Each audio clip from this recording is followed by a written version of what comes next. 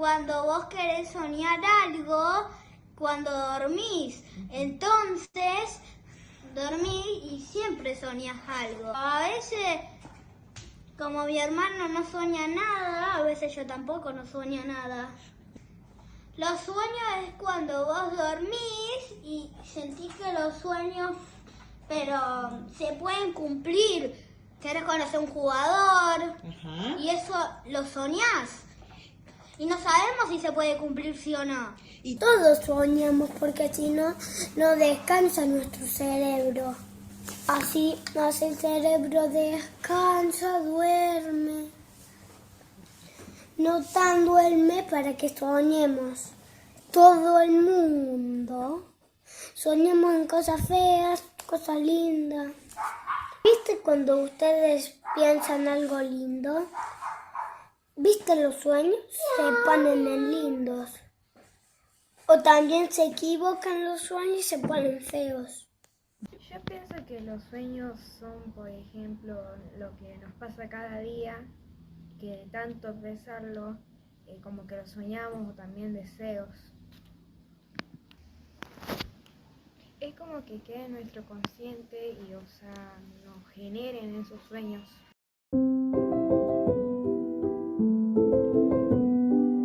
Bienvenidos, buenas tardes a nuestro curso anual del Departamento de Psicoanálisis con Niños y Adolescentes del CIEC. Este sería el tercer módulo, Dormir sin soñar. Les presentamos a quienes van a nuestra clase. Valeria Mazara es miembro de LEOL y ANT y responsable del departamento. Gisela Esmaña, también miembro de LEOL, ANT y AME, también responsable del departamento. Bueno, y antes, Lucía Taiga va a comentarnos un poco de reseñas del módulo anterior.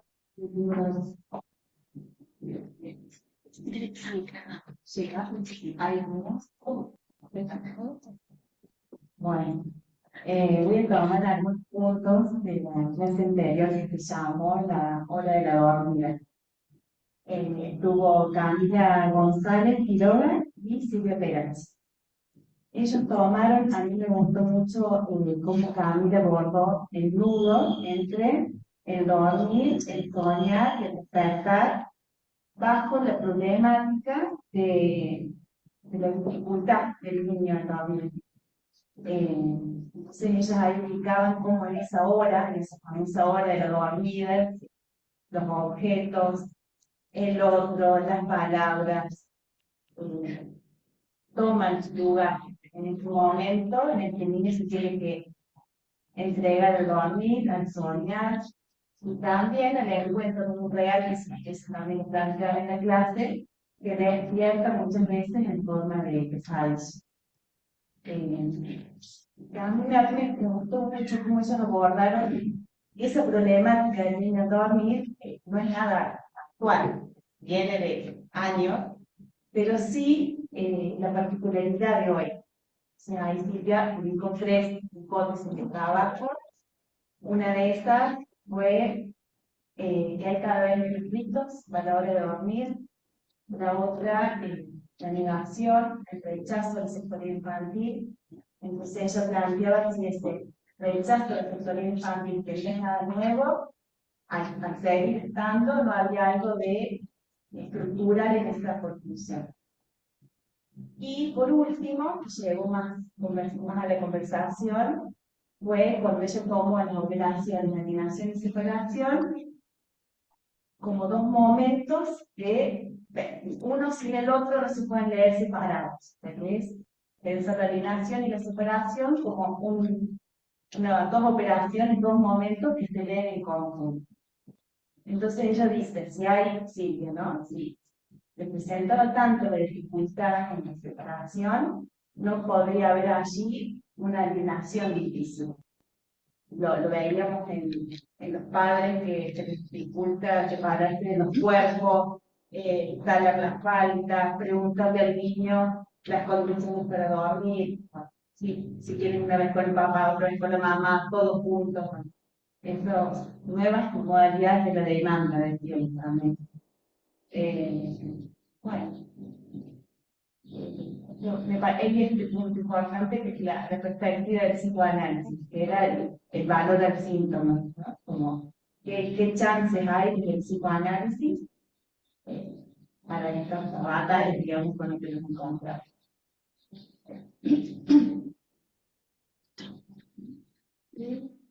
Sí.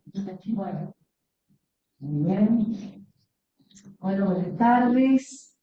Muchas gracias por esta invitación, a Bea, al Francisco, discurso. La verdad que transmitir esta tarde me ha hecho pensar, leer, en relación a este título tan enigmático, Dormir sin soñar, ¿no? Que si ustedes lo googlean, hay un montón de cosas sobre el dormir sin soñar, sobre todo a nivel de los movimientos oculares rápidos, van todos a parar al punto de lo que implica la parálisis del sueño. Todos ya encuentran rápidamente su lugar en los casilleros clasificatorios. Si uno pone ese sintagma, y lo que vamos a tratar de hacer es sustraerlo para ponerlo en la caja de resonancia del psicoanálisis, ¿eh? ¿Qué decimos con esta forma? Bueno, en relación a lo que decían de la clase del módulo pasado, de la hora de la dormida, siempre me acuerdo, y me amiga Vega, de no solo como la hora o el tiempo, sino cómo la dormida puede volverse un significado. Agradecerle entonces, para empezar, me parecía importante dar lugar a una forma que encuentra Miller de decir lo que hacemos, tanto en este curso como en el trabajo que ya nos pone hacia la jornada del departamento, porque este curso enmarcado en el departamento de psicoanálisis con niños, y además enmarcado ese departamento del CIEC en la nueva red Cereda, como bien ustedes saben, y hay una forma muy linda que usa Miller de los años 80, muy temprano, en relación a lo que hacemos en Cereda. Y yo la voy a tomar porque me parece que vale como puerta de entrada a lo que vamos a trabajar con Valeria hoy. Miller dice que el Cereda es un lugar abierto, así lo dice, no es un puro significante, es decir, no son solo siglas, no son solo letras, sino que funciona como un lugar abierto, donde de modo muy libre, y sin forzar respeto por no sé qué ortodoxia, gente, nosotros, por ejemplo, que trabaja con niños, trata de conceptualizar y de enunciar lo que hace con el ánimo de preservar la invención en psicoanálisis. Esa es la definición que él da, que me parece muy linda. Y además, él dice algo muy de época para pensar nuestra política, que para que haya más probabilidad de invención en el psicoanálisis, él se apoya en los jóvenes. Y dice que está seguro que eso proviene de los jóvenes, más que de aquellos a quienes la rutina de la experiencia los adormece. Y me gustaba lo de el asunto de dormirse, porque también no te la analista exento al asunto del dormir, ¿no? Y dice Miller, para cerrar, dice, hay una oportunidad, hay riesgo, no lo penalicemos. Es contundente. Eso lo van a encontrar en el librito Mateo Lugo. Él está enmarcando un trabajo que se va a hacer sobre el dessentido para la psicosis. Texto de... Con este espíritu, entonces, vamos con Valeria hoy a adentrarnos en este módulo del curso, y con este espíritu también nos esperan las jornadas de Jota de Dormir sin soñar. Sí vamos a tomar para adentrarnos, pretendo yo dar como una puerta de entrada al tema. Valeria va a entrar más en el asunto de este tiempo. Si yo tomaba el tema del analista con su riesgo de dormir, me parece importante que empecemos primero con esa advertencia, que es la que nos hace Miller, Ojo con que el dormido no sea el analista, ¿sí? También. Es decir, que el dormir también puede encontrarlo al analista en su práctica, estar él mismo adormecido por lo que ya sabe, por lo previsto, no solo en relación al corpus psicoanalítico y todo lo que nosotros estudiamos, sino también por un saber de época, como que ya lo venimos depurando, como que ya vamos caracterizando la época, vamos sabiendo sobre este nuevo tiempo, y sin embargo podemos, en nombre de eso, sumergirnos demasiado en los discursos que comandan la época, quedar demasiado amigados con los discursos de esta época, y como bien lo dice Miller, ojo, porque todo discurso que comanda en las épocas tiene cierta virtud dormitiva. La virtud dormitiva del significante, la virtud dormitiva de los discursos, en las que, por supuesto, como vamos a tratar de ubicar hoy y de discutir, queda el niño inmerso en esa virtud dormitiva de determinados discursos, pero no está exento el analista de eso tampoco. Así que nos toca, por supuesto, estar ayornados a este tiempo, sin dudas que nos toca extraer de la época las consecuencias, las paradojas en relación a la vida del niño y de su otro, pero nos toca estar advertidos de que nunca vamos a poder entrar de manera enteramente cómoda a lo que signa la época.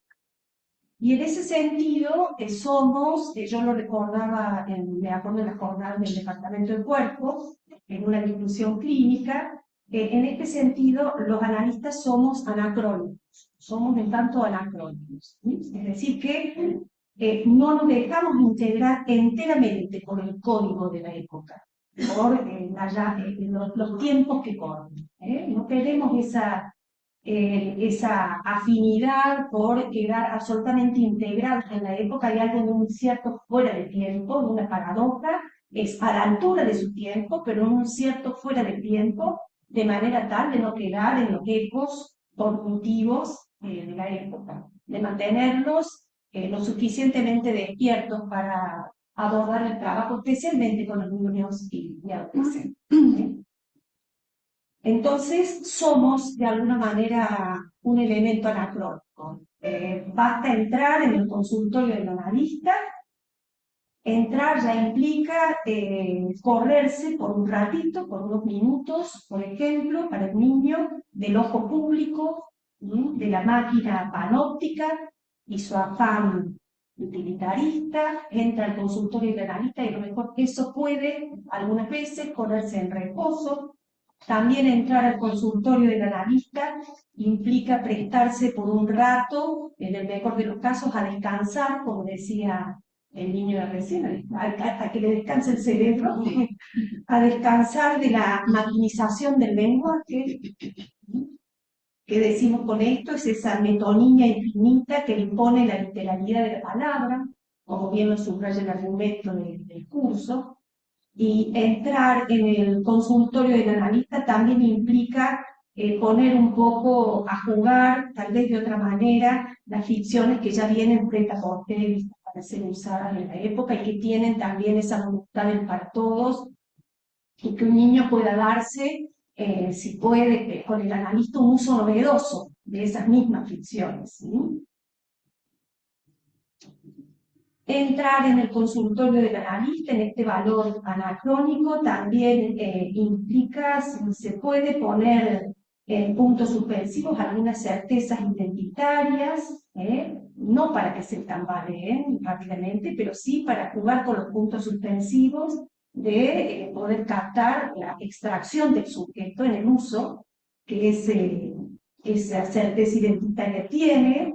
Y bueno, muchas otras cosas que tal vez ni el niño ni el adolescente pueden llegar a saber cuando cruzan el umbral del consultorio del analista. Posiblemente no lo sepan, pero van a encontrarse con algunas de esas chances. También con el conformismo de la yocracia, como le decíamos en el seminario 17, ese soy lo que digo ser, también es algo que atravesando la puerta del consultorio del analista puede, por fin, como dice la cáncer cuestión, de la buena manera. Bien. Pensábamos con Valeria cómo ir acercándonos a este tema del dormir sin soñar. Ya anuncia un poco conmigo el efecto dormitivo que tiene además la función a una época, que lo atiborra al niño de una manera de uso de determinados objetos, y donde la tecnología, la potencia alucinatoria y demás, como lo sería en el momento, pueden muy bien fundar este deseo de dormir que es estructural. No es que se le ocurre al niño por la época y los niños de hoy son los que están dormidos y no los niños de antes, sino que hay un deseo de dormir que es estructural y que Lacan liga de alguna manera a un preferir un poquito, en la medida que se pueda, no saberlo. Que a uno no lo despierten demasiado. Nadie quiere a veces tomarse la molestia de despertarse demasiado, salvo que eso le ocurra, por suerte, de sorpresa. Que eso lo tome por sorpresa para luego volverse a dormir. Sí es importante que signemos un poco en qué mundo vive el niño hoy. Me parece que el módulo que nos toca llama de lleno, también el anterior, a pensar las condiciones del mundo en las que vive el niño. Estos niños que captamos están atiborrados por la tecnología, inmersos con un gran gusto, inmersos y con un gran gusto en la vida algorítmica, y digo con un gran gusto porque no nos toca volvernos, que nos pongamos un poco sustraídos de los discursos normativos, no quiere decir que no podamos asignar el valor que tiene las condiciones de existencia de un niño en este tiempo, que puede muy bien estar inmerso en un mundo hecho de una vida algorítmica. Me gustaba lo de vida algorítmica, que tiene este valor de flujo, de desierto.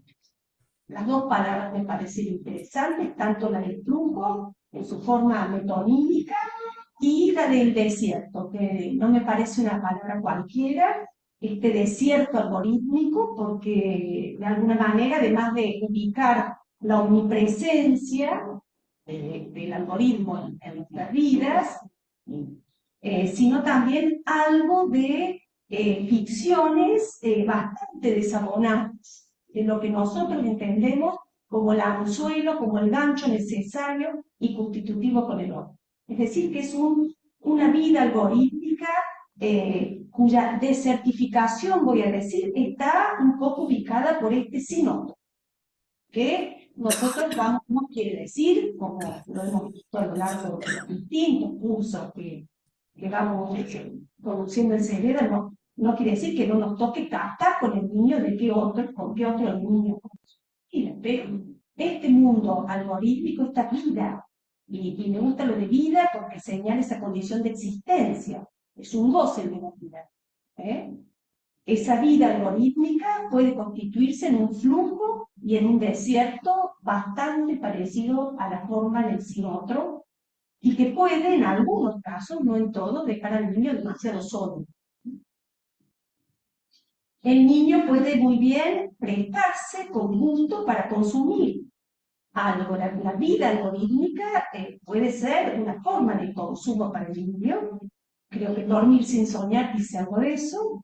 Y con esta reversión, con esta paradoja que también trabajamos mucho en el departamento, que es esa vida algorítmica, el niño puede consumirla y a su vez en el mismo movimiento terminar siendo el consumido. ¿Sí? Es un consumidor consumido, esa es la paradoja que hemos trabajado tantas veces, ese doble movimiento. ¿Sí? Y lo del consumidor consumido, que nosotros, me acuerdo que los ejemplos que encontrábamos, no sé si se acuerdan, pero hablábamos de la tapa de la revista Gente, tenemos que dar absolutamente cortas, ¿no? Abran TikTok, abran los reels, las redes, para incluso captar, ¿vieron lo que es la presencia real del cuerpo del niño en los pequeños extractos de los segundos, donde los niños parloteando, los niños como moneda de cambio, porque también está la función que vamos a tratar de entrar, que es el valor de la mercancía, donde la propia imagen del niño vale como mercancía. Entonces los canjes, ayer veía la niñita que es una pequeña gauchita uruguaya, que está en el medio del monte, en una pequeña casa muy austera, y la mamá la filma cotidianamente y ella empieza a recibir canjes. Entonces Chiqui, las marcas le van mandando la ropa y ella va agradeciendo y se prueba la ropa y se sube al caballo y le da su contexto telúrico, cosa excepcionante. Y todos los días se espera que la gauchita uruguaya vaya vistiendo las marcas, y ella muy feliz agradeciendo con una cosa muy locuaz, agradeciendo. Eso es decir que la vida algorítmica, el mundo de las redes y un niño que en el mismo movimiento, en la medida en que consume, es consumido. Sí sabemos que el niño interpreta el mundo, no es un objeto, interpreta ese mundo, lo que nosotros tratamos de hacer con él. Interpreta el mundo tanto como este mundo lo convoca a él. Es decir, que interpreta también a su manera la forma en que el mundo de hoy lo convoca.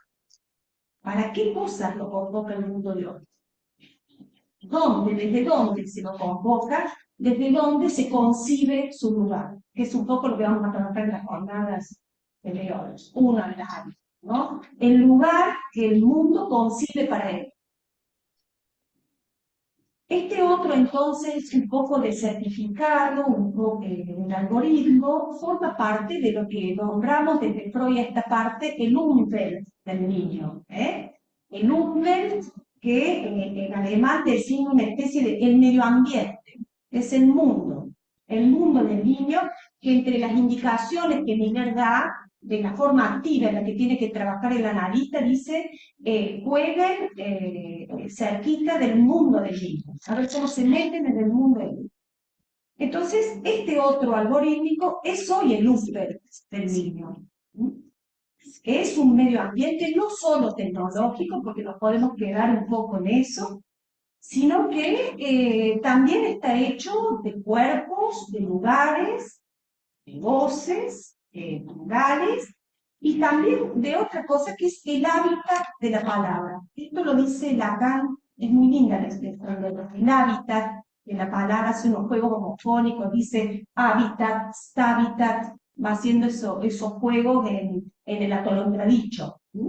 Entonces, ese mundo del niño también está constituido por el hábitat de la palabra.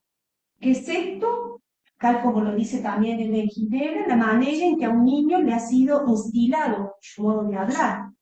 La manera en que un niño habla, no solo lo que quiere decir, sino el aparato de voces que constituye la palabra. La manera en que le ha sido instilada una lengua al niño. Todos esos son los elementos que constituyen el Umwelt del niño y sobre el que se posa hoy la forma algorítmica de aparición de eso.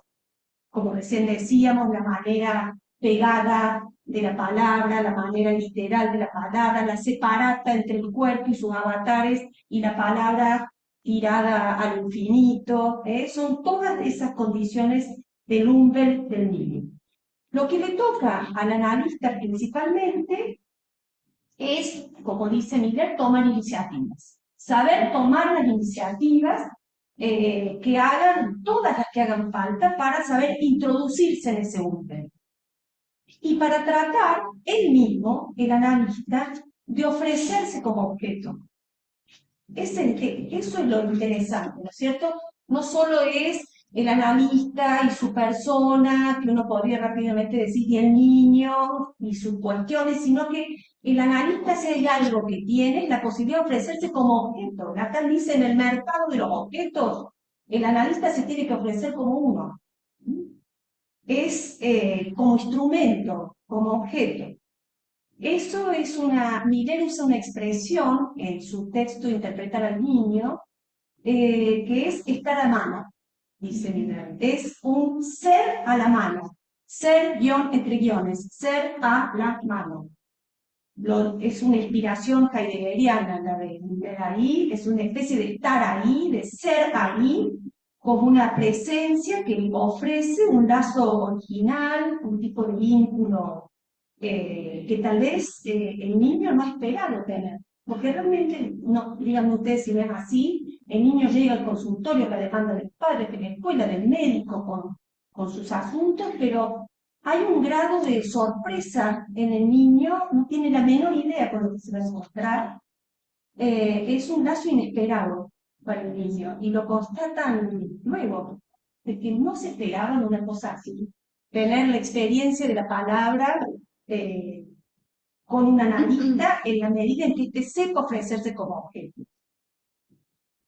Entonces es un lazo inesperado que además tiene un uso de la palabra totalmente distintivo en relación a otros lazos, un efecto de discurso, como diríamos, ¿sí?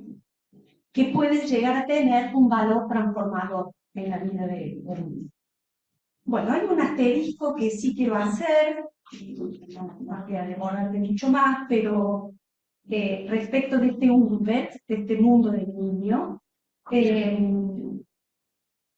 una cosa, cuando decíamos que el analista se tiene que saber meter con iniciativa en el mundo del niño, es fundamentalmente, entonces, si decimos la vida algorítmica, saber meterse con los objetos con los que el niño va muñido. Vale va a tener varios ejemplos muy lindos de eso. Es decir, que escana un poco el analista, es bien anacrónico por un lado y por otro va de la mano con la prestancia del uso de estos objetos que no se constituyen para nada, cruzada la puerta del consultorio no son una herramienta tecnológica, sino que son un objeto y si es un objeto propiamente dicho, se colocará, entrarán esos objetos en un circuito. Al analista le toca meter esos objetos en un circuito que es el tour pulsional. Y por lo tanto, empezar a ver cómo se trama la cosa entre palabra, entre pulsión, eso que llamamos inconsciente. De la manera, nos la pasamos preguntando cómo hacer existir el inconsciente, cómo hacer existir, bueno, es bien al pie de esas cositas, de esos objetos menudos, dice Lacan en la dirección de la cura, los objetos menudos con los que el niño llega, pero se trata de otorgarles el circuito, de darles el lugar en el circuito, y que por lo que y añadirlos en los bordes, como en los bordes del cuerpo. Entonces una cosa es el gustito por la copia, la presencia de la voz, cómo se animan los voces, son aparatitos que animan el goce. Y por eso decimos meterse el analista como un objeto entre otros para hacer existir ese circuito. En el Umwelt del niño hay algo que ha pasado hace mucho, que lo anuncia Lacan, lo hemos hablado, el declive del padre, ya no somos nostálgicos de eso, tratamos de hacerlo, por eso nos analizamos. Pero hay una expresión que la última revista lacaniana sitúa muy bien, y que lo dice Miller, que es que este es un mundo en el que el padre se evapora. Él habla de la evaporación del padre. Y ahí, Miller, nosotros hace mucho que se anuncia la evaporación del padre, y hemos tomado Lacan de radiofonía para decir que, bueno, en ese lugar ha venido el objeto, pudo gozar, ¿cierto? Que comanda los lazos, que empuja de manera adictiva, ese más que promueven los objetos de goce. Tenemos ya un poco armado, si se quiere, ese tramo como para poder ubicar algunas de las consecuencias de lo que implica la evaporación del mundo. Pero Miller en este texto lo novedoso es que se detiene en un objeto particular, que me parece que sí es bastante novedoso el lugar que está tomando en la vida de los niños, que es el dinero. No es otro que el objeto dinero. Y dice, miren cómo lo dice Miller, dice, el dinero vino al lugar del padre evaporado, vino a ese lugar en que ya se ha vuelto hoy causa del deseo social. Lo pone a nivel del objeto causa del deseo. Causa de deseo social. Sí, impresionante. Porque bueno, hemos estudiado todas sus valencias, pero viene al lugar de la evaporación del padre y toma ese lugar en lo social. Y el niño no está exento de eso. Hay muchísimos ejemplos en los que vamos viendo cómo los niños van tomando un papel decidido y muy activo y tienen la oreja bien parada respecto de lo que pasa con los avatares del dinero. ¿eh? Hablábamos con Val esta mañana de los ejemplos que han estado en Córdoba, escuelas, con el tema de las apuestas, de los aparatitos y las apuestas en los casinos virtuales, en los colegios. Y hay publicidades, esta mañana he escuchado en la radio, hay ya publicidades, creo que están los influencers como si fuese el Dibu. ¿Puede ser? Sí, el Dibu, y hay voces también de voces, como para que la identificación haga lo suyo, de niños o de púberes, donde dicen, trata de, ¿qué estás haciendo ahí? Anda con tus amigos, ¿no? Como una manera de un llamado al lazo al otro, porque realmente hay una inmersión en el tema de es bien adictivo. Se han encontrado con un fenómeno que no saben realmente cómo bordear. Y realmente donde no hay ley ni normativa que hace agua con eso, la normativa. Entonces, pensar en el papel respecto del puestos a dormir, vamos armando como una reunión de elementos que van tomando en la vida algorítmica, las formas adictivas de algunos nuevos, novísimos consumos, que uno por eso cree que ya lo va sabiendo, el tema de la época, y siempre lleva la delantera. El papel del dinero creo que es algo que tenemos que ir a investigar. Es muy lindo pensar hoy, lo hemos hecho siempre, pero cuando los niños pagan la consulta. Hay esos guiños que esperamos de eso, que muchas veces eran da pagar, bueno, sí, el que te tira, el que toma esto no vale nada. Es impresionante, van a ver cómo juega eso entre el valor de cambio y el valor de uso que tiene para unas líneas más para pasarle la palabra a Valeria.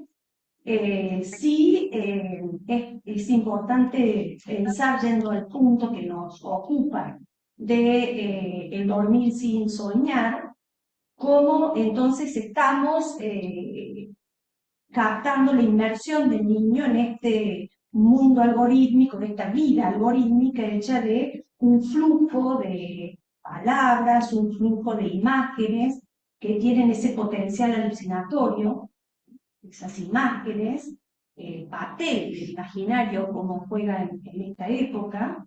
Y para pensar eso, yo me valía de una cuestión que trabajamos hace bastante, hace uno de los congresos del NP.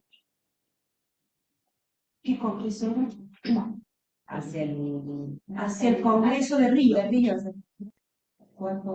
No, el Parletre, ya no sé. Hacia el Congreso de Río. El cuerpo, el inconsciente y el cuerpo abre el inconsciente. En realidad ahí hay un pequeño pasaje que ubica Miller a propósito del porno. Estamos en el seminario de niños. No se asusten, pero él lo toma con el asunto del porno, que yo lo hago extensivo, lo pienso de manera extensiva para pensar.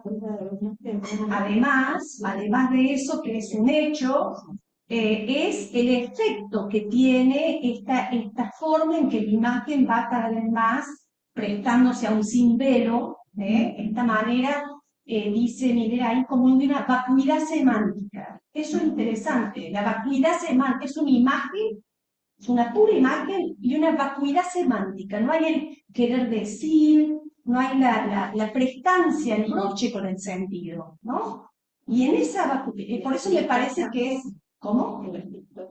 Exacto. Entonces, ese elemento de vacuidad semántica me parece que se puede hacer muy extensivo la experiencia hoy, en niños y adolescentes, Y él dice algo que me parece que va al punto de lo que nos toca demostrar con Valeria hoy, que el hecho de esta manera de quedar la imagen, de quedar los sujetos, los niños, adolescentes, fundamentalmente también, pero captados por estas imágenes, los alivia de tener que producir ellos mismos sus propios sueños. Eso me pareció impresionante. Los alivia, es decir, les quita la molestia de tener que ser ellos los artífices de sus propios sueños. Sí. Incluso de sus sueños diurnos, ¿no? De fantasear, de soñar despierto, de los sueños lindos, como dice nuestro amigo del video. Entonces, quedan niños y adolescentes, para que lo hagamos extensivo, la manera de estas apariciones, quedan aliviados en un punto de tener que ser ellos los que producen su soñar. Porque encuentran, dice, esos sueños ya hechos, los encuentran ya soñados para ellos. Y a mí eso me parece que puede tener un valor de principio. Encuentran esos sueños ya hechos y soñados para ellos, como un prêt-à-porter que hace que alguien pueda poner más bien a dormir las cosas, porque ya el papel que toma la imagen sueña por él. Es como por supuesto, con el valor de voz que eso tiene, el ojo subyugado, pero hay una vacuidad semántica que me parece que es importante. Entonces, es como un poner a dormir las cosas y un cierto, lo soñado ya está, no sé, ya está soñado, ya viene soñado, como el plus, pero por supuesto nosotros sabemos que nos toca sacudir eso, ¿no es cierto? Sabemos que no, y sabemos que el valor clínico y ético que tienen los sueños. En el Congreso en el Congreso que nos fue, uso de un sueño, interpretación y uso, en un cárcel que estaba Hervé Castañeda. Y él estudiaba el valor de resistencia que tienen los sueños. Los sueños, dice, son como una pieza ética porque es la experiencia subjetiva que todavía subsiste a todo anhelo de clasificación. Dice, la gente sigue soñando. Los niños siguen soñando. Pueden muy bien estar inmersos en la vida algorítmica y demás, pero sueñan. Y no se trata solo de que sueñen, que nos anoticiemos de eso, sino que ingresen en el encuentro con el analista a volverse sueños contados. Porque el sueño soñado, muy lindo, pero tiene que ser un sueño contado, de un sueño contado al analista, ¿no? Pasado al decir. Ese es el valor de acontecimiento que puede tener un sueño más niño. Entonces él decía que era una pieza que resiste en la época, y me parece que frente al mundo que ya trae soñada la cosa, incluso de la forma diurna, digamos, esas fantasías que decimos en el despertar de la primavera del siglo XXI, ¿no? El papel que el fantasear mismo tiene del niño, que usted vea que está impregnado de un imaginario y de una verborragia y de una lengua que uno dice, ¿cómo vamos a hacer para extraer el sujeto? Entonces, un detalle de sueño que le pertenezca, no solo porque lo soñó él, sino porque lo dice, porque lo apropia en la experiencia del decir, porque está en la decisión de soñé con tal cosa. Te cuento que te vengo a contar que soñé.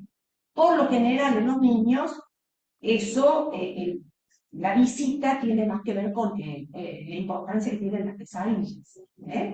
Son, como dice la Canon 23, la pesadilla, el sueño es una pesadilla moderada. Soñar siempre tiene que ver con una irrupción de lo real, es una pesadilla moderada. No es que están las pesadillas y los sueños. Están los sueños lindos, pero hasta esos son una pesadilla moderada, ¿no? Entonces, sí le toca, me parece, al analista no perder ese valor de pieza ética frente a una época donde la vida algorítmica puede sumir a los niños en la vacuidad semántica, incluso, como dice Liner, en cierto desencanto de la fantasía, del fantasear, del soñar, en cierto desencanto, en cierta incluso banalización. Frente a eso, devolverle un poco el valor ético al sueño aún. Y bueno, para eso sí, para que toda esa vida algorítmica no le dé la espalda al inconsciente y podamos atrapar esos detalles que pueden muy bien estar en el detalle contado de un sueño, experimentado y contado, de un sueño jugado. Cuando digo contado, puede ser puesto a la altura de la escena, ¿sí? De lo que le pide un real para el niño en el jugar, pero para eso sí tenemos que estar nosotros suficientemente despiertos. Ahí.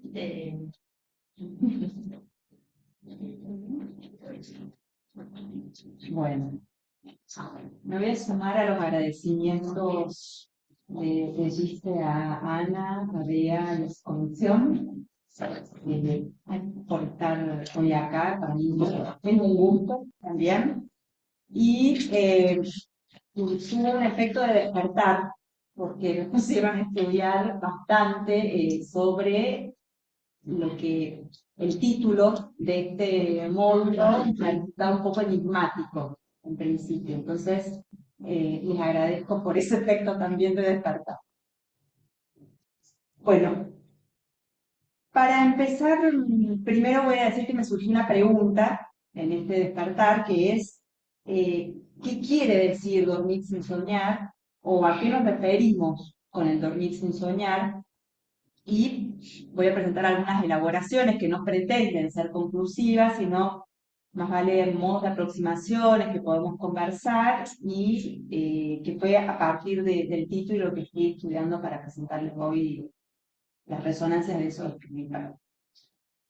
Me quiero valer para comenzar en el principio del argumento de esta clase, que dice que el siglo XXI se caracteriza por un vertiginoso proceso de digitalización de la experiencia cotidiana, y dice, me encanta lo que vos tomabas de la vida algorítmica. Me parece que esa frase un poco resume esto del siglo XXI y su vertiginoso proceso de digitalización. Y esto no nos es ajeno, se cuela en nuestros consultorios.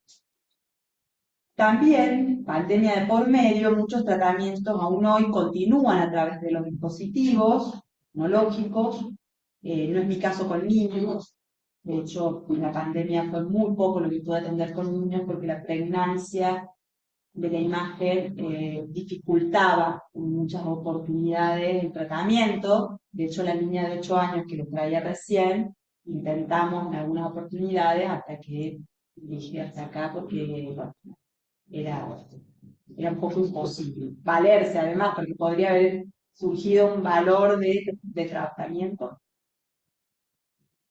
De este modo vemos cómo no solo celulares, computadoras, tablets, y diría yo también las redes, los relatos sobre lo que pasa en las redes, en el trabajo con los pacientes ingresan, sino también, bueno, su discurso, ¿no? Cómo esta digitalización de la vida cotidiana y sus vaivenes está presente en discursos mismos, de cómo que el TikTok, que el Instagram, además yo tengo que aprender también del lenguaje, que como también cambia, no es lo mismo el lenguaje de TikTok, de Instagram, entonces voy aprendiendo con mis pacientes también eso.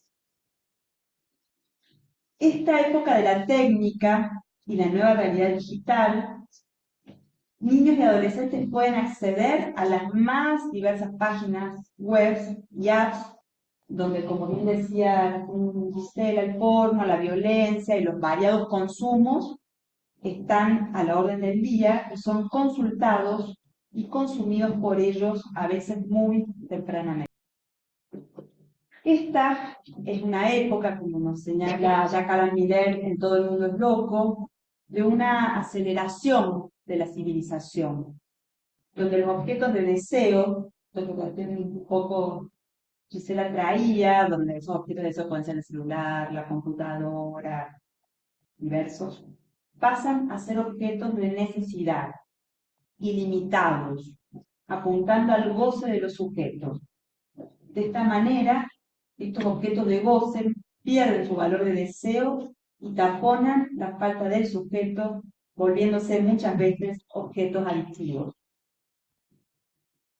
En este punto voy un poco perfilando por donde también tomé, por qué arista tomé el tema de este módulo, que me valí, bueno, me hicieron estudiar también sobre lo que venían trabajando la otra red, que es toxicomanía y alcoholismo, el PIA, entonces a partir de ahí me valí para hacer un poco una lectura sobre bueno, los fenómenos de la vida, como decía, de la vida algorítmica en los niños. Esto nos permite pensar que el universo infantil y adolescente se ve poblado cada vez más precozmente de los gadgets que los conectan a un otro virtual, anónimo y escurridizo. En muchos casos, los deja sumergidos en una profunda soledad y en una satisfacción autoerótica, ya que en la relación del sujeto con el objeto no hay la mediación de un otro. De este modo, las pantallas permiten hacerle como un ole, como el ole de los toros, al encuentro de los cuerpos y promueve un goce autista. Pero también, ¿sí?, para no ser tan fatalistas ni volvernos un poco, como decía dice, no volvernos como, bueno, todo pasado fue mejor, no es esa la vía, sino en otros casos la sustracción del cuerpo que permite la utilización de estos gadgets que el mercado ofrece, posibilita mantener al otro a distancia como recurso para sostenerse en un lazo posible. Acá recordaba yo el caso de una niña que había presentado una colega en el seminario internacional, donde en una sesión tiene un encuentro contingente con la computadora de la practicante y eso empieza, digamos, a circular y se pone a trabajar con ella desde ahí y eso permite un poco la transferencia y el trabajo con esa paciente. Ahora bien, también están los padres que a veces usan como recurso los objetos tecnológicos para que los niños coman, para hacerlos dormir o para quietarlos. Y sufren cuando no pueden separarlos de la pantalla, interpretando que eso les produjo cierta dependencia compulsiva. Y cuando eso se interrumpe, es decir, cuando se interrumpe la pantalla, a veces irrumpe el desgano, el aburrimiento o el berrinche, por ejemplo. Podríamos decir entonces que el goce que allí se produce en el consumo de estos objetos es una satisfacción de orden adictivo, que lleva al sujeto más allá del principio del placer hacia la pulsión de muerte, nos señalaba Miquel Basol en un texto, que me encontré con ese texto en Farmacón, que dice adicciones, un dormir sin sueño. ¿Y qué le exige al sujeto? Un modo de imperativo, siempre un poco más, gozar un poco más. Niños durmiendo, con los ojos bien abiertos a las pantallas, acurrucados en el encierro de cada uno en su mundo, como dice el argumento de la clase, hipnotizados o alucinados frente a las pantallas para continuar durmiendo en la realidad. Es decir, para seguir viviendo sin hacerte cargo de los efectos del lenguaje sobre el sujeto, para así sustraerse a los efectos del inconsciente. Eso también es una pequeña cita de Basol en el mismo texto. De este modo, pienso que la adicción, lo adictivo del objeto, produce un rechazo del inconsciente, porque el objeto da la ilusión de poder morder un real a través de un modo de goce sin pasar por el otro.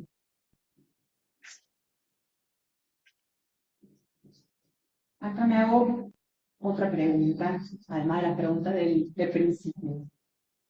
¿Podemos pensar entonces que los gadgets o el consumo de redes sociales, por ejemplo, tienen la función de taponar algo, la angustia o el sufrimiento? Habría que pensarlo caso por caso, pero se me ocurre pensar, por ejemplo, como en la clínica de las toxicomanías, qué singular relación el sujeto establece con esos objetos de goce y qué función ocupa en la economía psíquica del sujeto. Por supuesto que en este caso por caso no pienso que todos los niños consuman,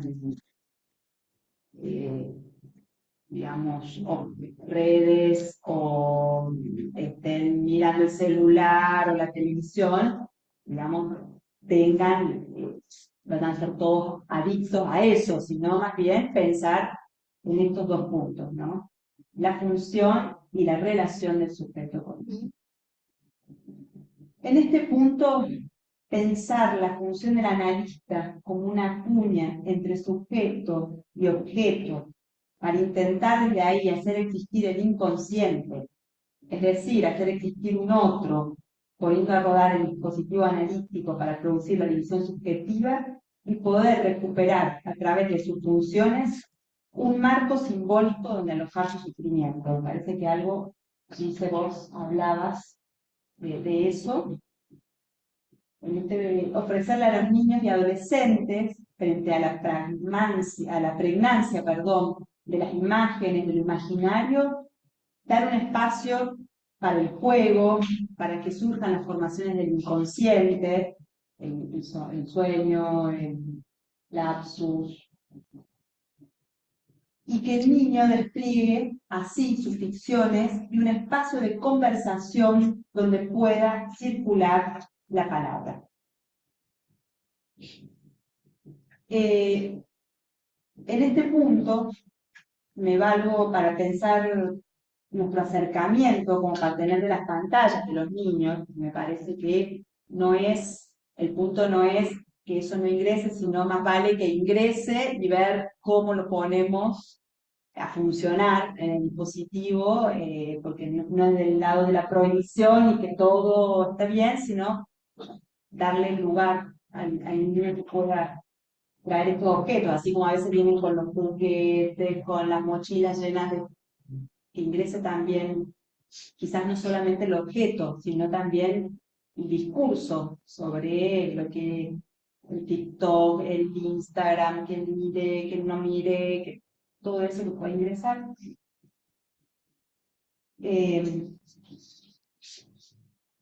Hacernos partener de las pantallas de los niños y adolescentes, de cómo hacemos para trabajar frente a lo diluido, de lo simbólico, frente al desierto y la soledad que presentan estos niños. Acá le agradezco, bueno, no está María Marta, pero me hizo llegar una conferencia bueno, que ella logró de grabar de Vilma Cocó, donde trabaja el concepto del nuevo imaginario, toda la clínica, que es, ahí planteaba, y lo vengo leyendo en varias partes, bueno, pues tenemos que ayornarnos a la clínica del imaginario para empezar a trabajar desde ahí. Y Vilma Cocó plantea, frente a esta nueva clínica, donde el analista ya no es el sujeto supuesto saber, de tener que hacer el par. Esto lo trae de Lacan. Lacan lo planteaba en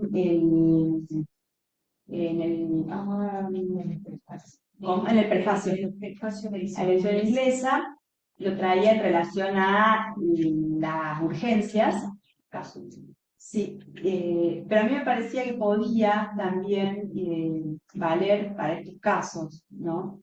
Pensarlo desde ese punto, para introducir de ese modo un tú me interesa, es decir, lo que te pasa, me interesa, y en ese hacer el par es sostener con el sujeto un semblante de conversación.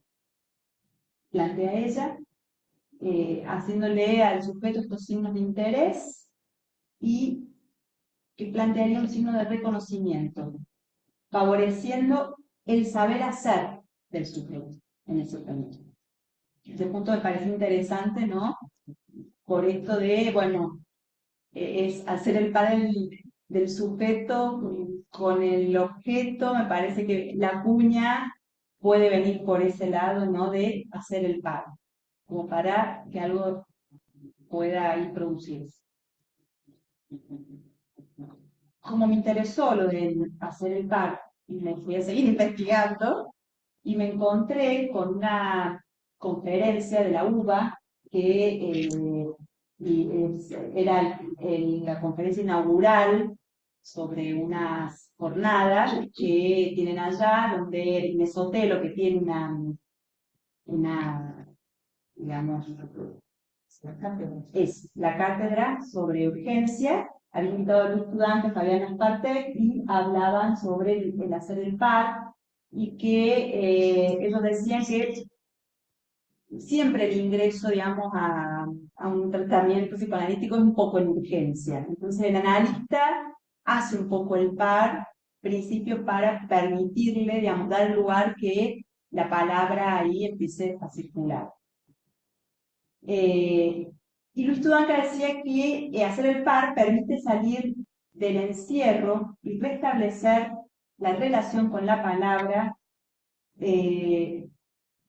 digamos, encarnando un otro donde pueda emerger un inconsciente.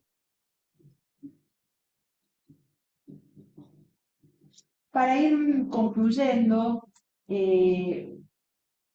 voy a tomar unas palabras que señalaba la presidenta del MP, Cristina Alberti, donde dice que vivimos una época de profundos cambios, donde desaparece el valor del síntoma, la palabra se vuelve literal, dejando al sujeto errante en una metonía infinita en el soy lo que digo, que es la frase que tomaba Miller, y una lengua radical, binaria y sin equívocos. De este modo, nuestra época muestra, esta época del otro que no existe, con la caída de los semblantes, que la inexistencia del otro siempre estuvo velada, que tenemos que arreglárnosla con pocos semblantes y mucha increencia, donde el analista tendrá la posibilidad de inventar nuevas formas de intervención, nuevos modos de hacer en el encuentro con el niño o el adolescente que asisten a nuestro encuentro, haciendo la apuesta de un tratamiento por la palabra bajo transferencias para abrir un acceso a la opacidad del goce del cual el sujeto muchas veces es la presa. Hasta acá, para que bueno, podamos conversar y bueno, abrimos el espacio a las preguntas.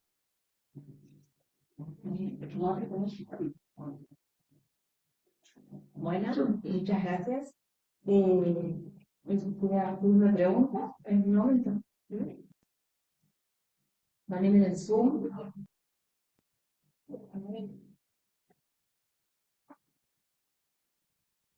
Podemos poner acá. Sí. La seña acá.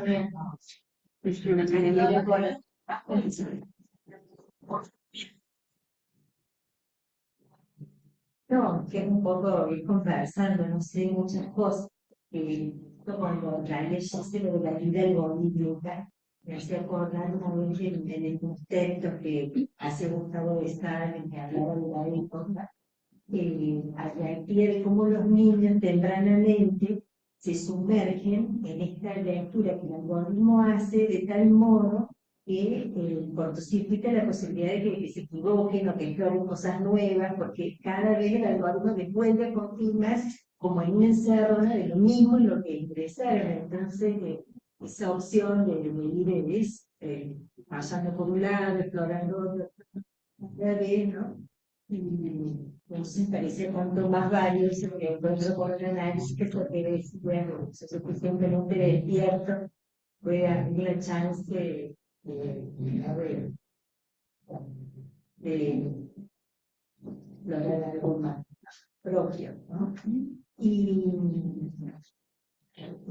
vale cuando traía esto de que había rastreado lo que el departamento de TIA, del CIE, ha estado trabajando con respecto a este dormir sin soñar, porque yo estuviera trabajando, esa persona me hizo mucha pregunta para ver cómo nos interrogaban nosotros de eso con respecto a los niños y a los adolescentes, tal es así que para la jornada invitamos a Matías Leite, que es el actual coordinador de ese departamento, y entonces en esa conversación Matías me decía, ay, impactante cada vez que a los adolescentes les pregunta si han soñado, y rápido dicen que que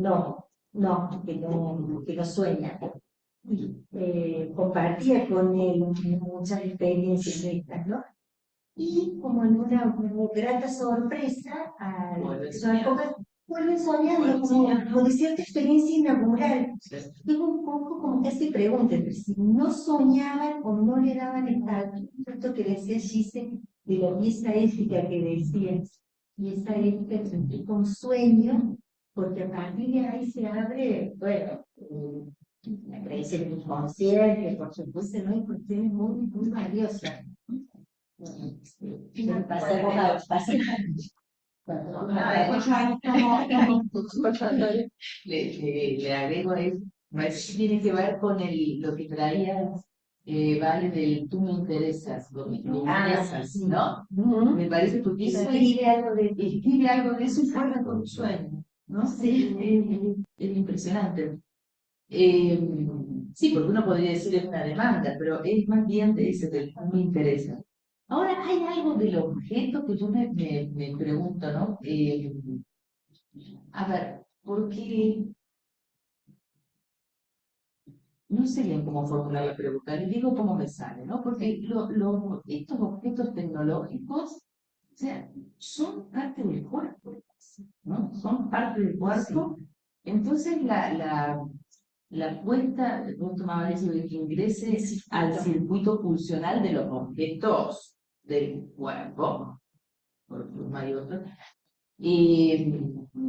Que ahí también yo me acordaba del seminario 11, cuando Lacan toma la cuestión del carretel, que ya no lo toma en relación a la ausencia, presencia de la madre, no sin eso, pero lo toma más en relación al pedacito del cuerpo, que lo justo está hablando, cuando habla de la liberación y la separación justamente, que es tirar el carretel, es como la puesto del sujeto, ¿no? Y de jugar con el otro, ¿no? Es que su propio cuerpo, pedacito de su propio cuerpo, trae, tira con el otro, eh, con el otro, claro, con el otro en el otro, se lo pone con el otro en el juego, y ahí en en ese mismo circuito, entonces ya va haciendo una estrategia con el otro en relación a su objeto, ¿no? Después de cómo lo va a recuperar. Entonces, bueno, lo estaba ahora.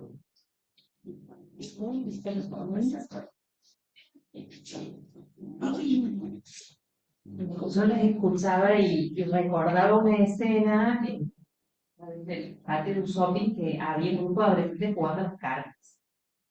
Y a mí me sorprendió en el propio prejuicio, creo, de pensar que los adolescentes, su mundo es solo las pantallas, porque estaban jugando dos enfrentados, los otros observando, toda una escena que parecía realmente de otra época, entonces por ahí pensar también cómo conviven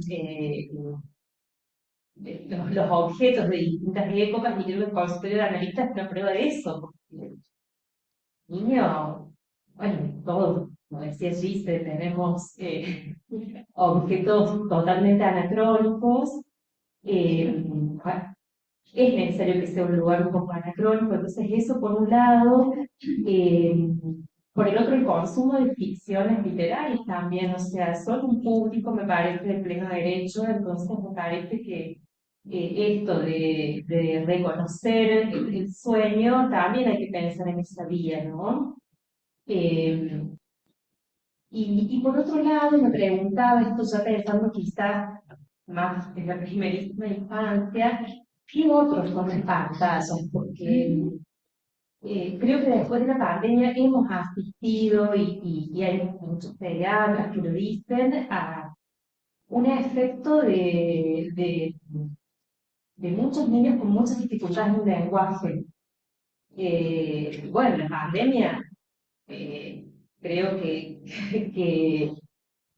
que ha tenido varios efectos, pero me parece que uno de los efectos ha sido los niños muy conectados con las pantallas, incluso lo vemos, niños que hablan con la voz o la entonación de los personajes, me parece que es algo para investigar, ¿no? ¿De qué está, qué otros, así como nos sorprendemos de que muy temprano un bebé ya sepa cuál es el movimiento que tiene que hacer, qué botones tocar para poner lo que quiere en un celular o cómo se desliza para mirar una imagen, me parece que es algo que está bueno investigar. ¿De qué orden? ¿Es este mismo otro de la mirada, del espejo que sanciona lo que no, que sanciona la buena imagen? Bueno, pues, dale, sí, para él. Esto que decís amiga del otro, Eric Loran encontró una conferencia que es psicoanálisis y la crisis de control. Y ahí habla que todas estas pantallas miran la infancia, la cuidan, son sus términos, y generan una dependencia que luego dice el niño va a reencontrar en las adicciones, ¿no? En la adolescencia. Sí, me parece que es un punto también que pensar ese que otro. ¿Todo yo primero? Bueno, voy recogiendo algunas vías. Una cosita que primero quería tomar en referencia a lo que decía Vale, no ubicar lo adictivo como un fenómeno por sí mismo. Me parece que sí tenemos que saber que es una performance de la época, el síntoma es adictivo, digamos, no puedo dejar de, me pasa el etcétera, el síntoma tiene esa performance adictiva que se ha utilizado en la época fuertemente, es decir, que no hablamos de una clase, no armamos la clase de las adicciones, sino que ese estilo, esa performance adictiva, como le dice Lora, en las viejas jornadas de León, es la que hace, la que signa este bien, ¿no? Entonces, porque es ese goce aditivo, incluso del más, se distingue de lo que puede implicar la realidad efectiva del toxicómano, que es verdaderamente ese goce, como le dice Miguel en el para tener síntomas, la cosa del toxicómano es un antiamor, es un antiamor. El consumo toxicómano es el antiamor. En cambio acá, la performance adictiva ingresa en el lazo al cuerpo, al otro. Eso era una cosita porque tenemos la perspectiva del síntoma, con lo que trabaja la política es esa. Entonces esos consumos que pueden tener toda su curvatura, son la chance para que sintomaticemos, positivemos en algo un poquito esos goces. Sí pensaba, por lo que decías, Bea, me gusta lo del soñaste. ¿Vos alguna vez soñás? Porque ustedes vieron que es una época que está muy ligada a una especie de higienismo, dormir mal, dormir bien, dormir poquito, todo es un tema con el dormir. Dormí mucho, dormí poco, estoy durmiendo más o menos, voy a tomar té de lechuga y voy a hacer, y estoy tratando de, va todo de que es una empresa respecto del dormir, del acallar, del poder, de todos los artificios que hay para poder dormir, no tanto en la perla que se puede extraer de Sancheca, como quieran, no tiene que ser respecto de la experiencia del soñar, ¿no? Que a instancias de que la mente sabe meterse, puede evocar esa posibilidad, por supuesto, en transferencia, no, es soñar en transferencia, ya, ¿cierto? O el que puede decir, no soñé, pero tengo un sueño que de niño yo, y un sueño que no deja de estar, y es lo único, vuelvo a soñar, no. Pero no es como una higiene de vida el tema del dormir. Se ha vuelto como un primus vivere, que además ligado al síntoma de época también de performance adictiva, que es el agotamiento de los cuerpos. Entonces el dormir se vuelve un síntoma universal, no sé, como los problemas con el dormir más que el efecto y la consecuencia del soñar. Parece que ahí hay algo. Pensaba también en esto que decíamos de la vida algorítmica cuando hablamos del sentimiento delirante de la vida, ¿no? Que tiene un poquito esa forma, bueno, algo de eso. Y me gusta lo que trae Ana, porque no es lo mismo comunicar la condición autoerótica que decir lo autista, ¿no? Son dos cosas. Entonces, lo autoerótico requiere del otro, digamos, es autoerótico, requiere del paso por el otro, y el circuito y el tour funcional es que al otro hay que ir, el deseo del otro juega ahí, funda el circuito la cosa con el otro. Entonces sí me parece importante, creo que sí hay un otro. El mundo, yo decía el sin otro de lo desértico por el punto de que hay algo, pareciera que hay una máquina que piensa solo, desprendida del otro, que es uno el que tiene con la interpretación indexarle el sentido, la interpretación, es el sub. ¿Quién estuvo en la noche de biblioteca? La miro Camila, que es una interesada en el tema algorítmico. En la noche de la biblioteca de hoy, que decía no piensa, en realidad efectúa cálculos y el que la hace pensar es la interpretación del sujeto. Acierta, no acierta, tiene que ver, me está anunciando, ¿no? Que parece a veces tan oracular el tema. Pareciera los viejos oráculos, cuando decíamos, vieron la peli de la inteligencia artificial y de toda la vida algorítmica. En ese punto un sin otro. Ahora, las pantallas, todo lo que se adoce, el cuerpo es un otro, el cuerpo es otro, o sea que no hay manera de, que de poner todo del lado del uno, por eso distinguir lo autoerótico del autismo, del goce autístico, ¿no? Bueno, hay otras cositas, pero le paso la palabra.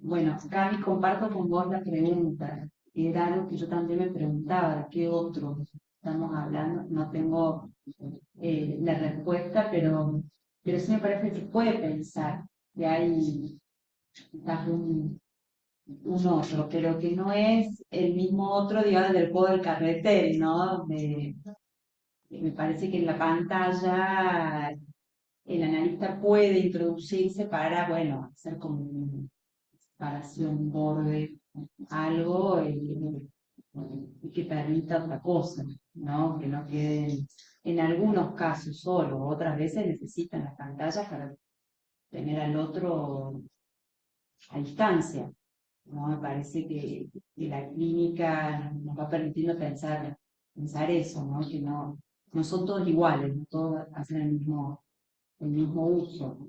Y en el rastreo, vea, bueno, me estoy encontrando con esos textos sobre Basol, sobre, bueno,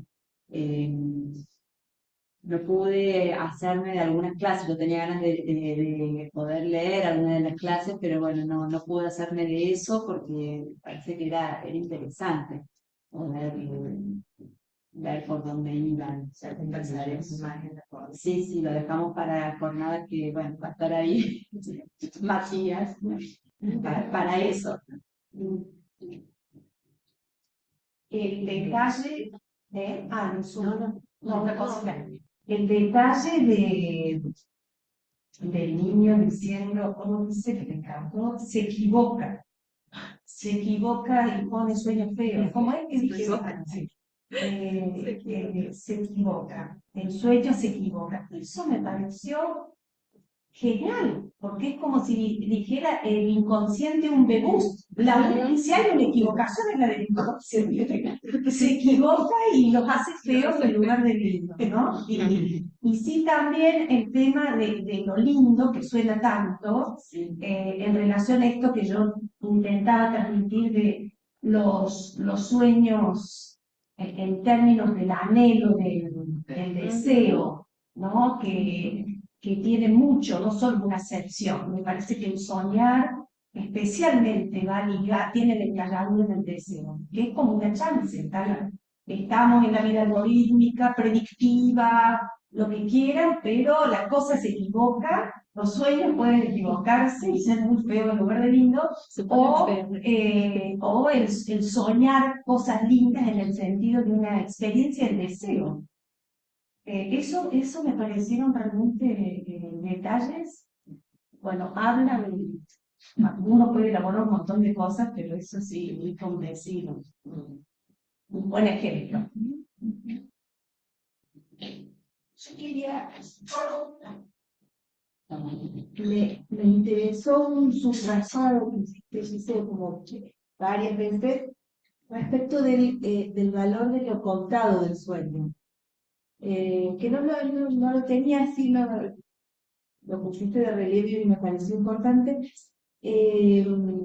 Lo pensaba recién, si será en relación a ser contado este encuentro que tiene un niño o cualquier sujeto con la pérdida. Al contarlo, es eso que se pierde, inexorablemente va a haber esa pérdida que no va a encontrar y, bueno, eso que tal vez la época rechaza, rechazo del inconsciente, y entonces, bueno, soñé, no se quiere contar el sueño. Me parecía muy rescatable esto del contado, no solo el soñado, sino el contado y también por lo del carretel, que es un modo de establecer un otro ahí, menos por un ratito. Y esto del contado, el valor de la palabra, ¿vale? El uso de los objetos en el consultorio, y como sea, y que eso va a abrir un discurso sobre ese objeto. Me parecía que de los dos trabajos se resaltaba esto de la palabra, el funcionamiento.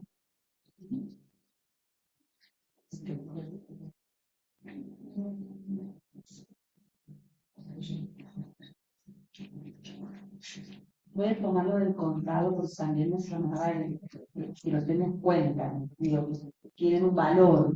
En este punto, ¿no? Cuando Gise lo decía, también me resonaba que lo cuentan los sueños. Cuando el año pasado tuvo Valeria Simar Dupont en Buenos Aires, que bueno, pude ir a escucharla, ella contaba que a sus pacientes de ella siempre le preguntan a los niños si sueñan, soñaste, y eso no va generando, bueno, que si encuentran el sueño, si soñó, si la pesadilla, eso, ¿no? Pero cómo eso ingresa con su valor digamos, de formación del inconsciente para que el inconsciente emerja en el consultorio de ese modo.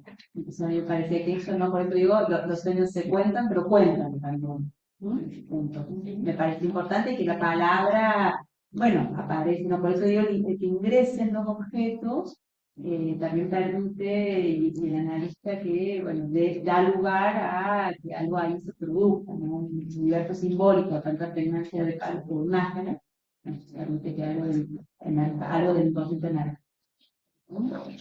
Aníbal Castro quiere hacer una pregunta para el Zoom. Sí, Hola, ¿qué tal? Hola, Aníbal.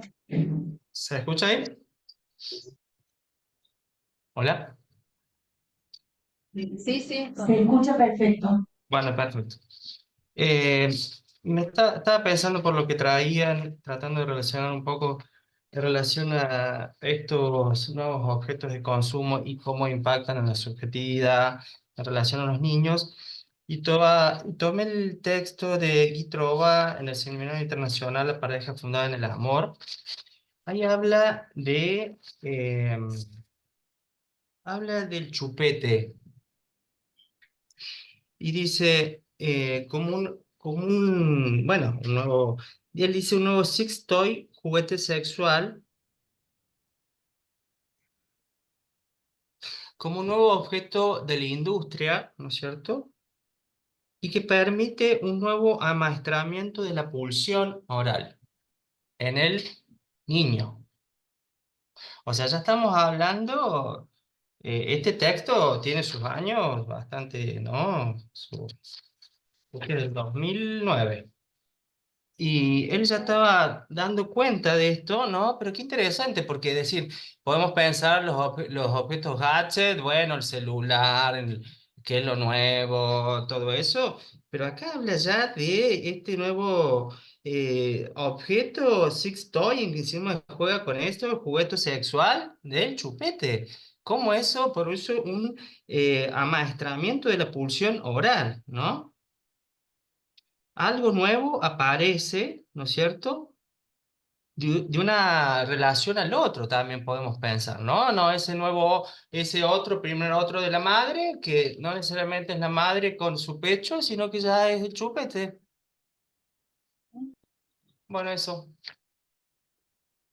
Bueno, gracias por ese aporte. En realidad, desde el 2009 y desde el propio Freud, que está con Dora la chupeteadora, no habrá tenido el artefacto a lo mejor del sex toy, pero ese perverso polymorfo y ese hallazgo es cierto, de lo que se añade al cuerpo para curar una satisfacción.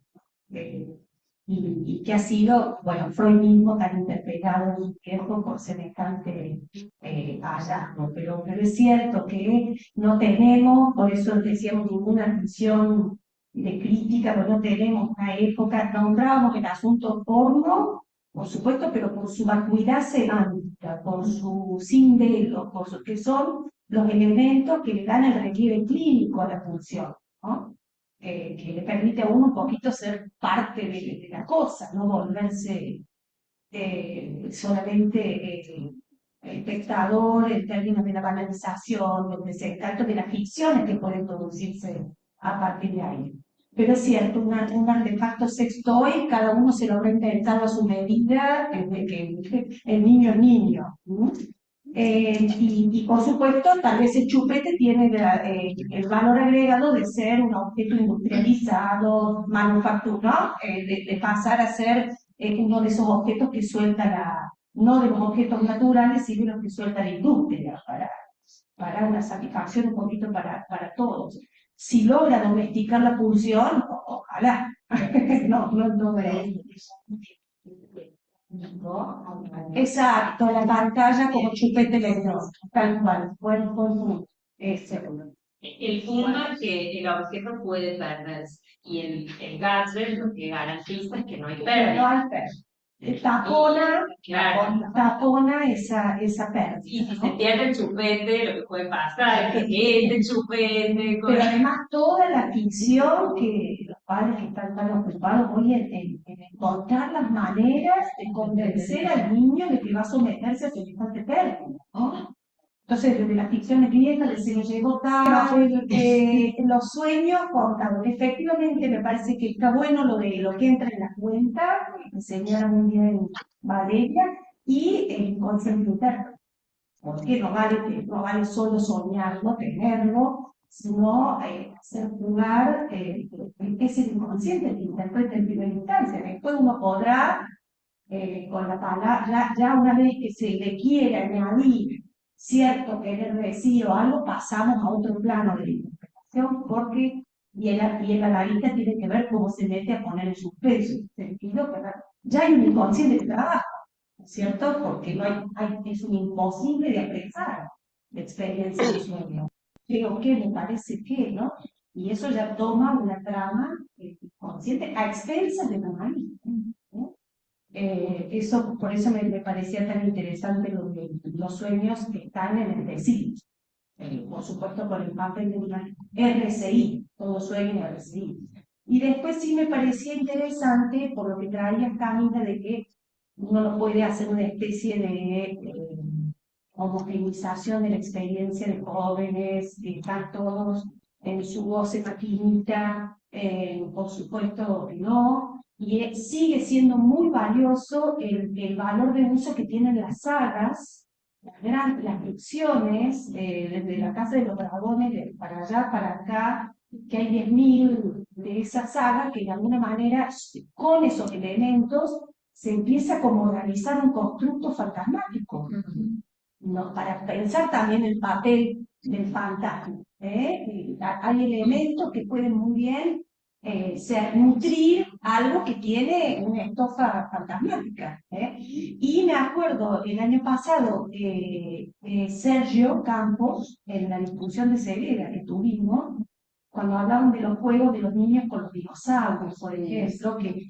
todos estaban muy preocupados porque quería decir que el niño puede organizar la clasificación, entonces está el tiranosaurio rex, está el que come, que armaba como una especie de campo simbólico. Lo que él dice ahí es que en realidad son un enigma de la existencia de los dinosaurios.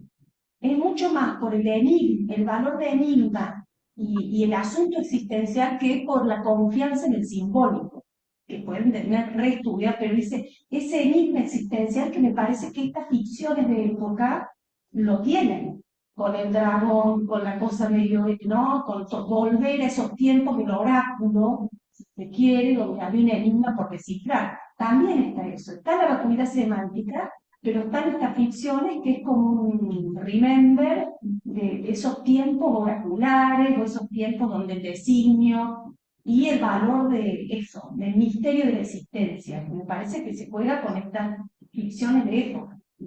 Hay una pregunta. Sí. Alonso.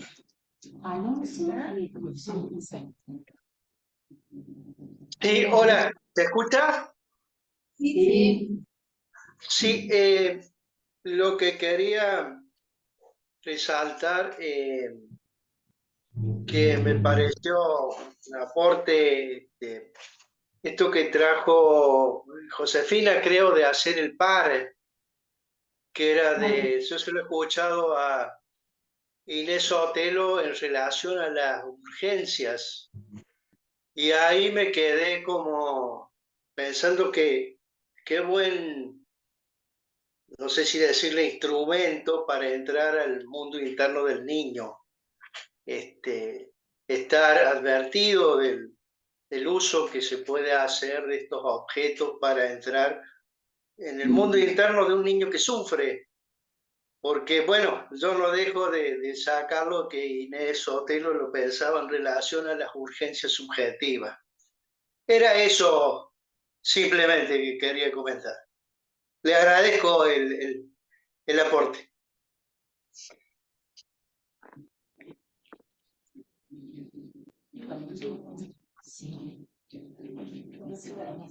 Gracias, Alonso. Va a poner la palabra a una pregunta acá. Como un gran hermano. Sí. En relación a lo que decía Gisela del lugar que ocupa el dinero en este momento, y todo lo trabajaba en la escuela con un sexto año sobre las apuestas. Y las apuestas, pero generalizadas, o sea, no le esperan montar, ¿no? Con dinero que, por ejemplo, las familias ponen en el mercado para que puedan utilizar con Mercado Pago para gastos más, y de ahí en más empiezan a apostar y son cifras. Incluso en Jesús María se ha sancionado una ley que se bloquean las cuentas, las aplicaciones de apuestas en todos los lugares públicos, las escuelas, por ejemplo, fundamentalmente. Y cuando lo conversaba con ellos decían, un poco tratando de ponerlos a pensar respecto de esto, porque ellos en ese momento entraron como en una sorpresa o en una perplejidad de cómo dar cuenta de esto, por qué como un objeto que tapona fuertemente, y ellos decían la adrenalina para ganar. Aparte promocionada por las publicidades, la selección, la postal, la Coca-Cola, digamos, está muy promocionado esto. Y bueno, yo les decía, para ganar, la adrenalina para ganar, para poder, bueno, por ahí poderlos ayudar a poner esa práctica que está compulsiva en cuestión.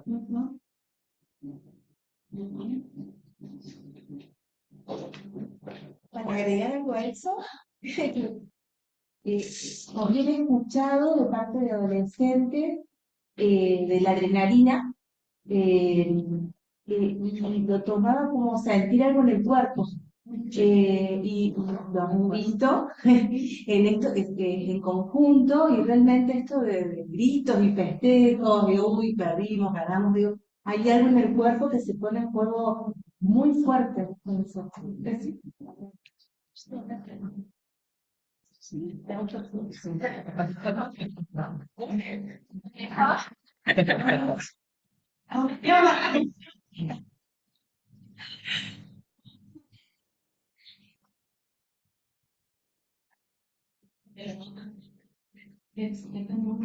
Uno de los otros, el celular, pero el celular de la inteligencia artificial que nació con Siri, que hoy tenemos a Meta en WhatsApp, y con que los niños conversan, te hace preguntas y te devuelve y hace una especie de charla virtual con alguien que es un otro sin cuerpo, que es como puro semblante, pienso, es como si fuera alguien que te contesta. Y me quedo pensando, bueno, si ese fuera uno de los otros, la analista, ponerle partida con el niño, si para introducir esto de tú me interesas, ¿qué valor tiene el cuerpo del analista para que eso funcione?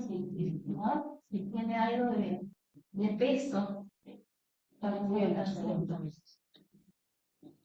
Primero, efectivamente, me parece que el ejemplo de la adrenalina sirve para la aceptación, ¿no? En este punto de aceptación que bien señalas. Y es cierto, una cosa es, porque el analista puede, en la maniobra del semblante, volverse un otro. El tú me interesas es un semblante de un otro, tal vez un otro escrito con la O mayúscula. Necesario en este tiempo ver cómo se lo anima, ¿cierto? O cuando uno dice, me hace falta que, uy, me va a faltar tal cosita si te la llevas, ¿no? O sea, en términos de celular. Y otra cosa es el ofrecerse como objeto, respecto como uno entre otros objetos para poder poner a jugar alguna cosa que me parece que eso sí introduce el papel del cuerpo, ¿no? No, que no, entonces tiene, me parece, esa cosa bifaz y que depende, por supuesto, de ese título semblante. Tanto una cosa como la otra, las viejas discusiones de la clínica del otro, ya no la clínica del otro, ahora, ¿se acuerdan? Que decíamos ya no es, al contrario, me parece que son más bien formas de animar con el semblante dos dimensiones cruciales para la experiencia infantil, como son de un otro al otro. No, al otro. Está.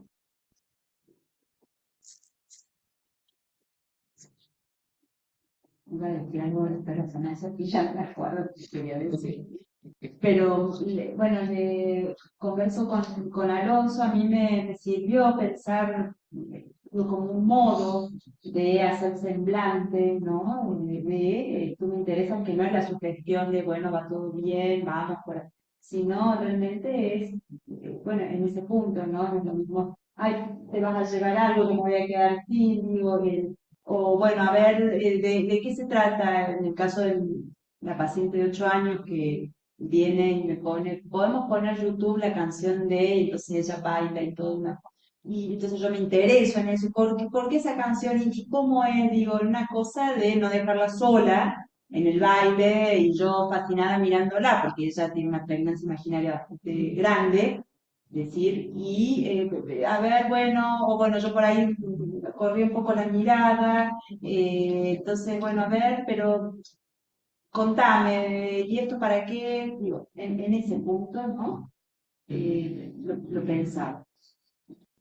Y en lo del cuerpo, yo coincidía, lo de la adrenalina me parece que hace algo respecto a la afectación del cuerpo, los adolescentes que en un punto están realmente en los partidos de fútbol y las propagandas de las apuestas y después los jugadores de fútbol no apuestan, es decir, ya están las dos contra cara, me parece que el mercado también tiene una gran digamos, un gran peso en ese punto y que ofrece esto, ¿no? Que es otro objeto, me parece, a consumir.